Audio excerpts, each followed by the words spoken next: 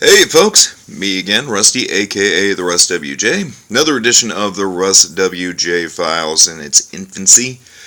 Hope everybody had a good week. Hope everybody here in the KC area, man, I hope you got yourselves dug out because the snow was hellacious. Driving home from work that day after the snow was done, dude, was that intense or what? Because you're driving by businesses. I had to drive by one of the biggest malls in the city. Ghost town.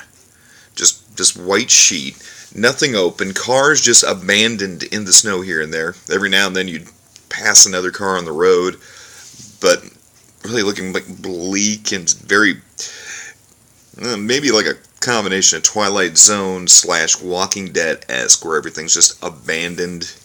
Cars are just randomly left, and every now and then you see somebody just kind of scurry. So, wow, yeah, it was pretty intense. Hope you got yourselves dug out safe, and I hope your vehicle made it in one piece. Hopefully you're not one of the people in the tow yard. But hey, let's get some comics. How about it, huh? All right, out of my stash this week, new Judge Dredd from IDW, ending the evil doctors doing the cloning hostage taking scam. Left it on a cliffhanger. Last issue. Been watching, just been hanging out with the Netflix today because I was feeling kind of under the weather again. So wraps up the storyline, but leaves us with a potential new villain. We'll see how that works out. And hey, nothing but love for IDW. They put out some good stuff, and they're really doing Judge Dredd some really good justice on this one. And I know I talked about the Star Wars book that Dark Horse has been putting out for the past couple episodes. The second printing came out, different cover instead. No logo on the top, no Dark Horse in the corner, no barcode right there, just that badass Alex Ross cover. And when I picked it up, I said aloud, I'm like, you know what? I think I like this better just because you see the whole cover than the original issue 1 with the Star Wars logo across the top. So, yeah, second printing of the first issue, so, yeah, no new ground to tread there. Over to the Marvel side, hey, new Deadpool issue 5, still working on that Dead President storyline where Deadpool's got to whack all the dead presidents who have come back to life and are pissed. He's taking care of Ronnie Reagan, the undead Ronnie Reagan, who wanted to revamp the Star Wars project. Pretty fun, and the book, for once, this whole run has been hilarious as hell, laughing my ass off. Very rare that I have LOL'd over a comic book in a long time, where I've just, instead of just a chuckle, just a laugh out loud. People who know me know how bad that is when I laugh out loud. But it ended on a serious note, which was kind of a surprise, kind of a pleasant one, where it's leaving it on a big cliffhanger. Next issue, gonna wrap it up. When this hits, because it's pretty close to the end, and this Deadpool book, pretty hard to pick up. It's been flying off the shelf. So whenever the trade of this first story arc comes out, pick it up. Highly recommend it. And then back to IDW for a couple more. Star Trek Countdown to Darkness, the prequel book for the new Trek movie that's coming out, and doing pretty good. It's giving a lot more questions, because obviously they haven't revealed who Cumberbatch, Sherlock, who he's going to be in the movie, so we'll find out. It gives you a few hints here and there, but it's not really spilling the beans, which obviously is a good thing, and I think if that was the case, J.J. Abrams would have a complete shit fit. And last but not least, one of my favorite things that IDW is doing, and one of the reasons I love them, the new issue of Godzilla issue 10, is still dealing with the mercenary group who were rounding up all the giant creatures, and now they realize, oh, the big baddies are coming from space. Smog Monster, Space Godzilla, Batra, those guys have all shown up, and they realize, oh, all these monsters we've been rounding up because we thought they were bad, oops, they're supposed to be helping us, so we need to see about getting them released. And of course Godzilla still floating around, because you can't keep the big G down. Of course not. So, the story on this one, as much as I love it, and like the first story and the first story arc that IDW did with Eric Powell was great. Very, very cool, very satirical take on Western culture.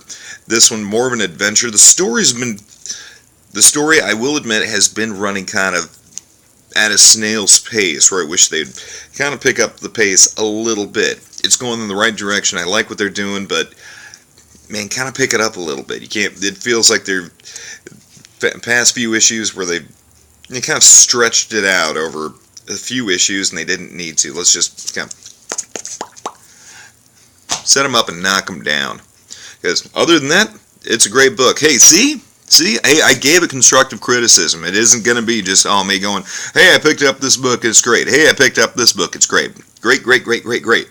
No, if there's something I don't like, I'll let you know. If there's something I'm like, okay, they did this, but they need to do this, of course I'm going to tell you. I'm not going to lead you down the wrong path. Kind of, that would defeat the purpose of some of this, because I want you to read. I want to share what I enjoy, and I want to give the constructive criticism too. Say, hey, and maybe prompt some discussion. Hey, if they did this right, great. If they didn't do this right, yeah, let's chat about it. Oh, and where did I put it? Oh, here it is.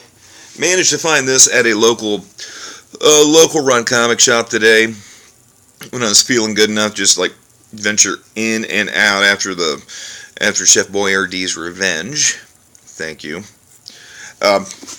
Managed to find a Tick trade paperback, complete Edland, and happy than hell to find this, because Tick stuff for the longest time, and I mentioned this on my Facebook page, Tick stuff for the longest time, even when the comics were coming out before the cartoon hit, it was a pain in the ass to find that stuff, because New England comics, back when I was younger, really didn't get a whole lot of distribution in the Midwest, and me when I was a kid, no real comic book shops close to me that I could go to, so nowadays, stuff's starting to get out there, and it's really good, and of course, this is just reprints, but the stuff that I've read that's been recent, yeah, it's been fun stuff. Of course, it's a Tick. If the Tick isn't funny, then that, hell man, that defeats the purpose. I think so anyway. Other than that, just while I've been laying around chilling out, just started checking out the show Lost Girl on Netflix. I'm into the second episode now. Not too bad. And a whole nother take on the supernatural creatures thing that's been going on, of course, with Becoming Human, True Blood, Walking Dead, kind of going on that. Takes a little bit of a different route, which is a good thing, because the horse is just about to die, and people are circling it with ball bats, about to beat that friggin' dead horse to death over supernatural werewolf, vampire, I'm this kind of a supernatural creature, I'm this kind of supernatural creature. Man, they don't get the mummies or the guild creatures into this mix. It's always the pretty ones. It's gotta be the pretty ones. Hey, creature from the Black Lagoon. Dude. Owns. Come on. Let's get a Gillman. Let's get a Gillman in there. Let's get a mummy in there for shits and giggles too. Why not, huh? Alright. Well, that will wrap it up. I will talk to you sometime next week. Maybe get some rants off my chest, show you some books. And until the next time, this is Rusty, a.k.a. the RusWJ. Be geek strong. Be geek proud. Sleep in on the weekends. It works. Makes you stronger, better, wiser. Some such Ben Franklin wisdom. All right, later.